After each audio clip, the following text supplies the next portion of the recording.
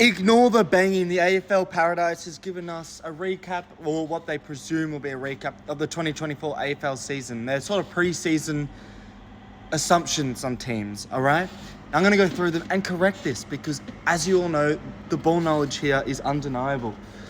Premiership contenders next year, how they are not putting GWS in this is absolutely beyond me. Young players will only get better.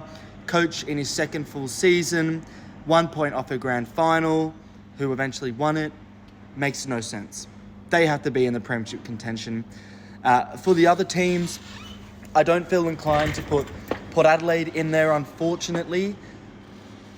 If I had to take one of those teams out, it would be Port Adelaide.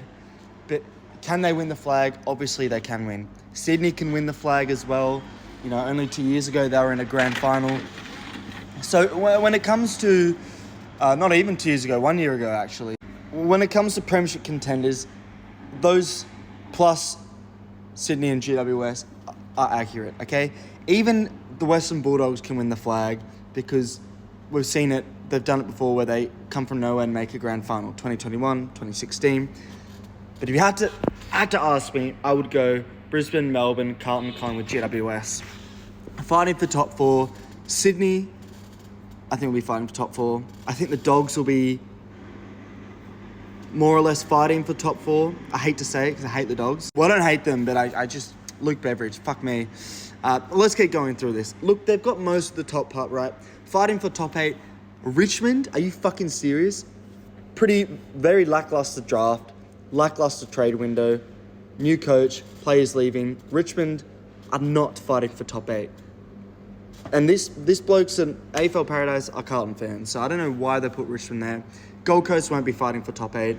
Just because you get a new coach, it's not all fucking rose flowers. Look at Mick Monthouse. You know, look at... Yeah, there's a wide range of examples of great coaches going to a second club and it not working out. St Kilda, I think, will be fighting for top 8. I think Essendon will be fighting for top 8. I don't think they'll make it. I've said it before, Essendon won't make top 8 next year. But with the signings they've made, it's almost guaranteed they fight for top 8. So I don't know where that bias has come. So get Richmond out, get Essendon in, get Gold Coast out. The Dogs probably put them in the top 4 category. Geelong, I don't think they're going to be... I think Geelong are a mid-range team. Get them out to fight for the top 8. I mean, pretty brutal there. Adelaide, I think, will be going for top 4, but we can't have that many going for top 4, so we'll keep them in top 8. I think Fremantle and Hawthorn are more likely to make top 8 than Richmond, Gold Coast. So do you put them there? You know, fuck it. Let's put Hawthorn in fighting for top 8 because they'll improve a lot.